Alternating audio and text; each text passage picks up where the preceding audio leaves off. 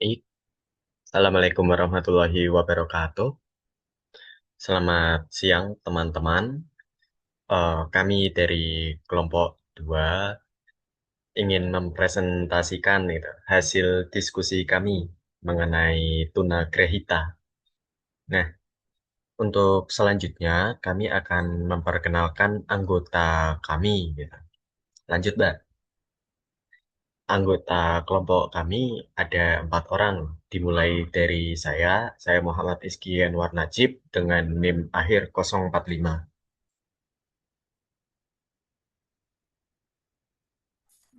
Saya Rani Febriola Delima dengan NIM akhir 6.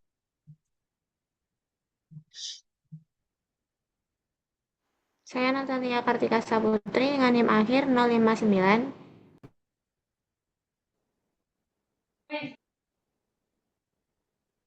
Saya Yasmina Zalfa dengan NIM akhir 28.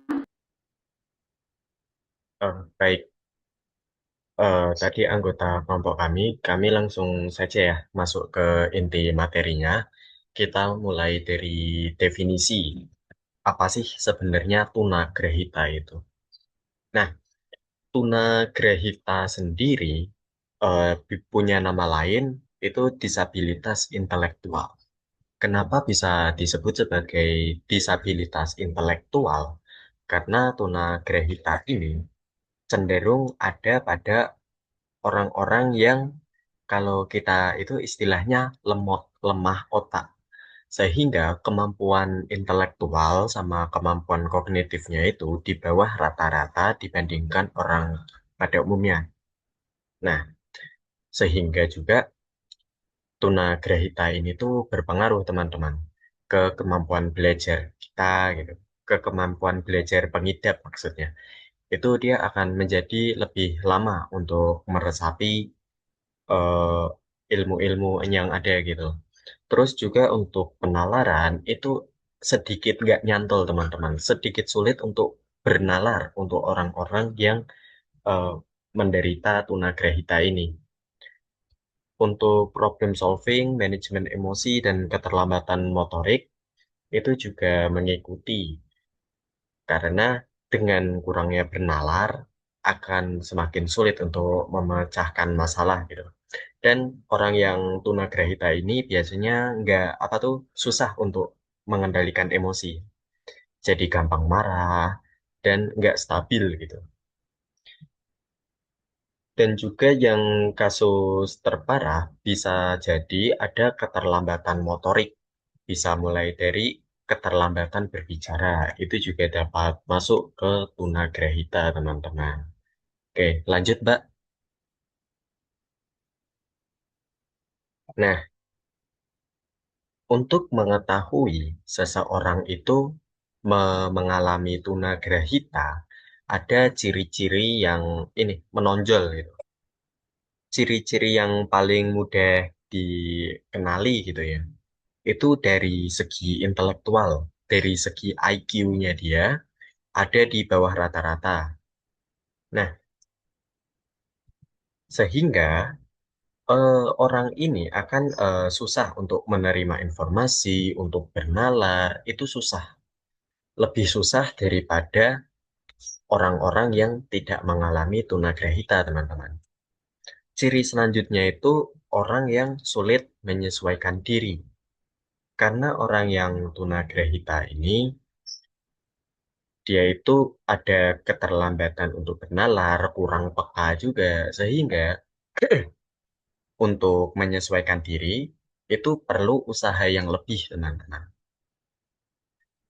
Selanjutnya, keterlambatan motorik, seperti yang sudah disinggung di awal, bahwa tunagrahita ini dapat berpengaruh ke keterlambatan motorik gitu. Nah, sehingga patut dicurigai juga orang yang mengalami keterlambatan motorik, mudahnya keterlambatan bicara maupun yang bukan keterlambatan bicara ya. Keterlambatan untuk mengambil keputusan itu juga bisa kita curigai sebagai orang-orang yang mengidap tunagrahita. Untuk ciri selanjutnya itu orang yang tunagrahita cenderung ingatannya itu pendek teman-teman. Ketika kita itu diajak berbicara, kita itu mengingat nama, sebut saja mengingat nama orang lain. Mungkin untuk ketika dia berbicara itu masih mudah untuk mengingat, masih mudah untuk ya menyebutkan kembali nama-nama, meretrievnya masih mudah karena baru sebentar gitu. Tapi ketika sudah lewat katakanlah 1-2 hari, itu ada kemungkinan pengidap tunagrahita ini sudah tidak bisa mengingat, teman-teman. Dan ciri selanjutnya itu sulit bernalar, terutama untuk ini ya, penalaran umum gitu. Penalaran umum seperti membaca situasi, terus itu juga susah untuk dilakukan oleh orang-orang yang mengidap tunagrahita ini. Karena susah nalar ini juga, fokus mereka itu sangat minim, teman-teman. Kenapa fokus mereka minim? Itu karena dia mudah sekali terdistraksi. Dan yang ciri-ciri terakhir itu ada ketergantungan sosial tinggi. Kerap kali orang yang tunagrahita itu, karena dia sulit untuk berpikir, sulit untuk menerima informasi, sulit untuk memecahkan masalah, bahkan terkadang pun motoriknya terlambat, serta ingatannya pendek gitu. Sehingga dia sangat butuh rangkulan dari orang lain untuk mendukung dirinya sendiri, seperti itu teman-teman. Mungkin selanjutnya kepada rekan saya gitu ya.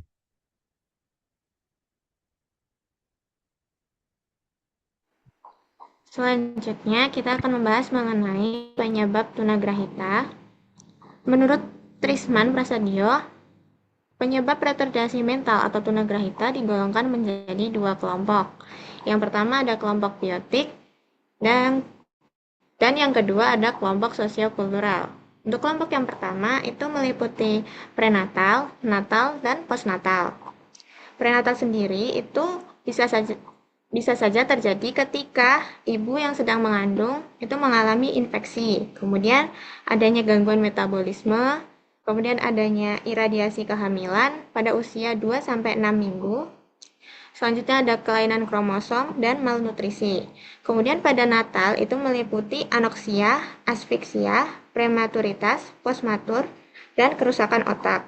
Sedangkan untuk postnatal itu meliputi infeksi atau trauma. Kemudian untuk kelompok sosiokultural itu berpendapat bahwasanya penyebab tunagrahita tidak hanya dari faktor biologis saja, tetapi dari faktor lingkungan sosial dan budayanya. Sehingga ada 3 teori pada kelompok ini, yakni teori stimulus, teori gangguan, dan teori keturunan. Untuk teori stimulus ini, penderita itu mengalami tunagrahita karena kekurangan rangsangan atau kekurangan kesempatan dirinya dalam sebuah keluarga. Kemudian teori gangguan terjadi ketika sebuah keluarga tidak dapat memberikan proteksi yang cukup pada stres masa kanak-kanak sehingga terjadi gangguan mental. Untuk faktor teori keturunan itu terjadi ketika hubungan antara anak dan keluarga itu lemah sehingga itu ya. Kemudian selanjutnya kita akan lebih jelaskan lagi. Yang pertama ada faktor keturunan. Dari faktor keturunan ini ada 2. Yang pertama itu kelainan kromosom dan yang kedua kelainan gen. Kelainan kromosom jika dilihat untuk sebagai penyebab tunagrahita dapat dilihat dari 2 sisi. Yang pertama bentuk dan nomor. Untuk bentuk itu ada 4. Yang pertama ada inversi. Inversi ini terjadi ketika susunan dalam kromosom tersebut mengalami perubahan karena adanya pembalikan segmen. Seperti contohnya pada kromosom kan berbentuk seperti X ya. Kemudian pada lengan pertama itu ABCD, kemudian lengan ABCDE, kemudian lengan kedua itu FGH. Nah, ada perubahan jadi ADCBE FGH. Nah, hal tersebut dapat memicu terjadinya tunagrahita. Kemudian yang kedua ada delesi. Delesi ini terjadi ketika pasangan kromosom tidak dapat membelah secara sempurna, sehingga kromosom tersebut mengalami kekurangan satu sel. Kemudian ada duplikasi. Duplikasi ini kebalikan dari delesi. Kalau delesi tadi kekurangan, nah duplikasi ini kelebihan karena ada sepasang kromosom yang tidak berhasil memisahkan diri. Kemudian yang keempat ada translokasi. Translokasi terjadi ketika ada kromosom yang mengalami patah, kemudian patahan tersebut menempel pada kromosom lain. Kemudian ada kelainan gen. Kelainan gen ini biasanya yang sering dibahas itu adalah resesif gen diesis yang terjadi ketika gen itu ingin mengarahkan pembentukan protein, namun ternyata pembentukan enzim, namun ternyata terjadi kesalahan sehingga hal tersebut mengganggu proses metabolisme secara menyeluruh. Kemudian yang kedua ada gangguan metabolisme dan gizi. Ada dua contoh penyakit. Yang pertama itu ada PKU atau fenilketonuria. Penyakit ini itu penyakit autosomal resesif yang merupakan gangguan bawaan pada metabolisme fenilalanin. Nah, fenilalanin ini adalah asam amino yang biasanya digunakan untuk sintesis protein, terus neurotransmitter, dan hormon. Hal ini tuh disebabkan oleh patogenik pada gen PAH atau penilalanin hidroksilase yang merupakan enzim. Nah, di dalam darah itu kandungan PAH-nya itu meningkat sehingga hal tersebut menyebabkan disfungsi pada otak. Kemudian yang kedua ada kretinisme. Kretinisme ini terjadi ketika bayi lahir kemudian memiliki kelenjar tiroid yang dia itu memproduksi hormonnya tidak sebanyak biasanya, bahkan tidak memproduksi sama sekali dan tidak segera ditangani. Oleh karena itu, muncullah penyakit kretinisme ini. Sama halnya ketika ibu hamil yang kekurangan hormon tiroid nanti berpengaruh juga pada otak janin. Jadi hormon tiroid ini adalah hormon yang mengatur seberapa cepat tubuh itu menggunakan energi. Kemudian yang ketiga ada infeksi dan keracunan. Untuk infeksi itu contohnya seperti rubella atau campak Jerman. Nah, biasanya infeksi virus rubella ini terjadi pada saat kehamilan dan penyebarannya melalui pernapasan. Contoh gejala dari sindrom rubella kongenital ini kan seperti katarak, penyakit jantung bawaan, gangguan pendengaran, dan disabilitas intelektual. Kemudian yang keempat ada trauma dan zat radioaktif. Yang pertama ada trauma otak saat lahir. Ketika proses persalinan terjadi kesulitan sehingga dokter itu memerlukan alat bantu seperti forceps dan vakum. Hingga akhirnya hal tersebut beresiko akan menyebabkan cedera mekanisme pada kepala bayi. Resiko hal ini meningkat adalah ketika kehamilan yang usianya itu terlalu lama, misalnya dia sudah lewat dari 9 bulan. Hal tersebut kan akan menyebabkan pada proses persalinan itu akan lebih lama. Oleh karena itu mereka perlu menggunakan alat bantu dan siapa tahu alat bantunya tersebut malah mengalami kegagalan dan itu bisa jadi salah satu penyebab terjadinya tunagrahita. Kemudian yang kedua ada paparan radiasi atau sinar X pada masa organogenesis atau pembentukan organ pada saat kehamilan usia 2-20 minggu itu sangat beresiko terpapar efek teratogenesis atau proses pembentukan cacat terutama pada minggu ke-8 sampai 15. Oleh karena itu, paparan radiasi di atas 10 rad itu akan menyebabkan retardasi mental dan gangguan pertumbuhan janin. Kemudian yang kelima ada masalah contohnya itu hipoksia atau kekurangan oksigen pada saat lahir. Jadi oksigen itu tidak dapat masuk ke dalam sistem pernapasan bayi sehingga kondisi ini itu bisa menyebabkan HIE atau hypoxia ischemic encephalopathy. Kedua cedera ini dapat memicu kelumpuhan dan kerusakan otak yang parah. Umumnya berkembang setelah 48 jam setelah hipoksia perinatal. Nah, jika tidak ditangani, hal ini tuh bisa jadi permanen dan berakibat parah pada kecacatan kognitif, yakni tunagrahita tersebut. Dan ini tuh tidak memiliki obat. Kemudian yang keenam ada faktor lingkungan. Kelompok yang rentan melahirkan tunagrahita itu biasanya pada kelompok ekonomi sosial yang rendah, kemudian ibu yang hamil muda, kemudian ada ibu yang memiliki gangguan mental dan penyalahgunaan alkohol. Kenapa ekonomi dan sosial yang rendah itu dapat memicu terjadinya tunagrahita? Karena biasanya orang-orang dari kelompok sosial tersebut itu akan gagal menjalin interaksi dengan anak pada masa perkembangannya. Kemudian selain itu juga karena faktor pendidikan orang tuanya, kurangnya pengetahuan pola asuh yang responsif pada anak itu akan menyebabkan mereka tidak mengetahui pada masa-masa kritis anak itu mereka tidak melakukan stimulus yang cukup sehingga akhirnya mereka mengalami tunagrahita.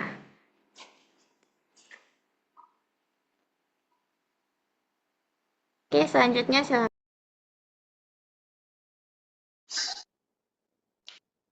Baik, selanjutnya saya akan membahas tentang kaitannya tunagrahita dengan bahasa.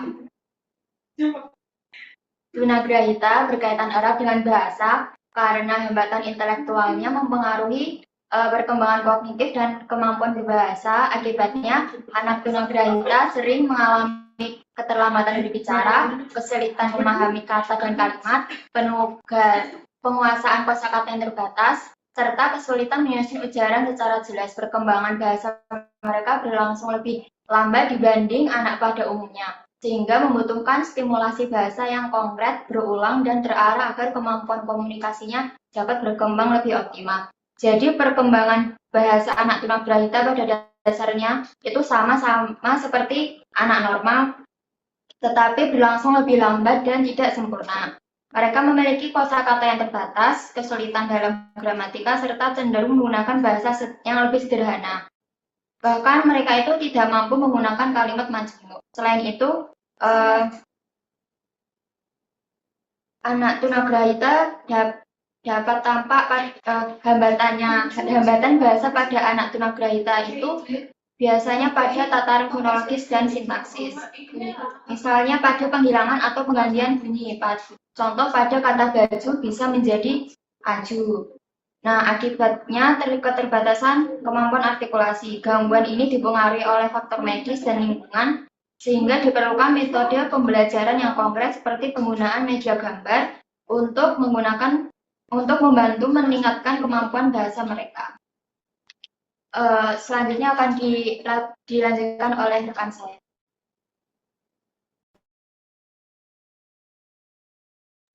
Oke, jadi anak tunagrahita ini kan mengalami gangguan disfungsi. Maka cara untuk mengatasi disfungsi yang terjadi pada organ-organ tubuh anak tunagrahita tersebut biar secara optimal adalah dengan melakukan berbagai terapi. Terapi ini sendiri bertujuan untuk memperbaiki disfungsi yang sudah terjadi, juga mencegah adanya disfungsi baru, dan melatih agar aktivitas dari seseorang yang mengalami tunagrahita ini dapat berjalan meskipun mempunyai keterbatasan. Nah, yang pertama, next, lanjut, Nat.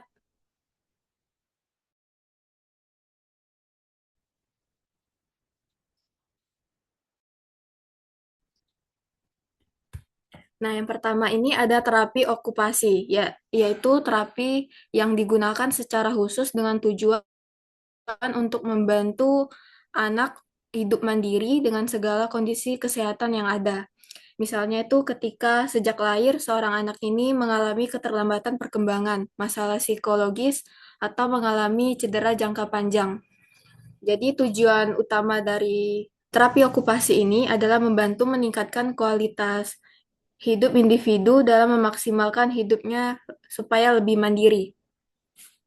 Untuk terapi okupasi ini sendiri, dia bisa menggunakan atau tanpa menggunakan alat bantu. Jadi fokusnya ini adalah upaya penyembuhan seseorang yang mengidap kelainan mental dan fisik melalui terapi tersebut. Yang kedua, ada terapi wicara. Dilakukan untuk meningkatkan kemampuan berkomunikasi, baik secara pasif dengan mendengar atau aktif dengan berbicara. Terapi wicara ini digunakan sebagai dasar untuk membuat diagnosa dan melakukan penanganan untuk gangguan bahasa, bicara, dan suara. dikarenakan anak tunagrahita ini kan mengalami keterlambatan berbicara dan bahasa yang menyebabkan mereka seperti kesulitan belajar, membaca, ataupun menulis. Jadi terapi bicara di sini menjadi proses mereka untuk mempelajari bagaimana itu proses berbicara, termasuk menelan, kemudian ada untuk membantu mereka mempelajari bagaimana cara supaya artikulasinya ketika berbicara itu jelas.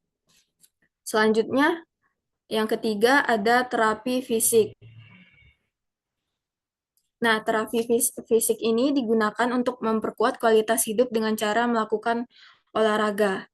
Di samping itu, olahraga juga dapat memperbaiki masalah-masalah yang berkaitan dengan menggerakkan tubuh dan anggota tubuh untuk meningkatkan integrasi sensori. Yang keempat, ada terapi sensori integrasi, di mana itu proses neurologikal yang mengorganisasikan sensori dari tubuh seseorang dengan lingkungan. Jadi, terapi sensori integrasi ini menggabungkan informasi sensoris yang digunakan melalui sentuhan, kesadaran, gerakan tubuh,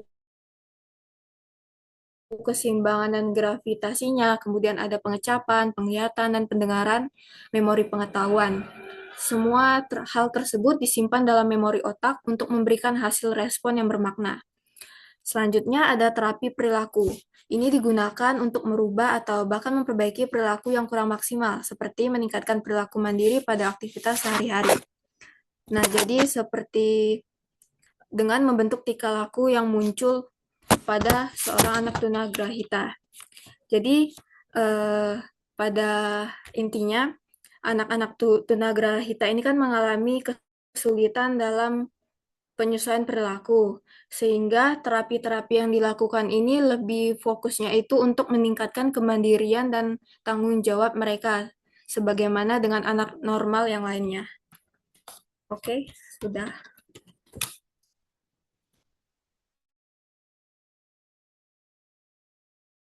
Selanjutnya.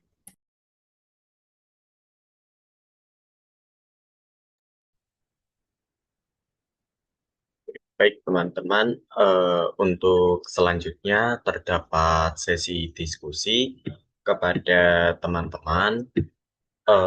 Kami harapkan dapat bertanya apabila terdapat hal-hal yang masih kurang dimengerti gitu. Untuk sesi diskusi ini kami membuka satu termin untuk 3 penanya. Kami persilahkan.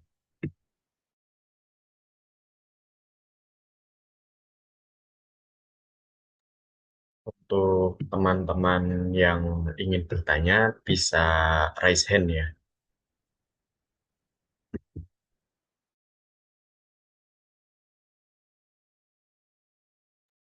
Oke, baik teman-teman, karena tidak ada yang bertanya seperti itu ya, maka kami dapat menganggap bahwa presentasi dari kami ini cukup jelas seperti itu. Nah, berikut untuk referensi yang kami gunakan dalam mencari materi mengenai tunagrahita ini, teman-teman.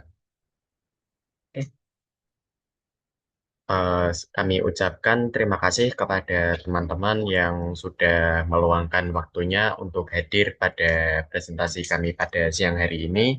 Kami tutup sampai sini saja. Apabila ada kesalahan, kami mohon maaf yang sebesar-besarnya.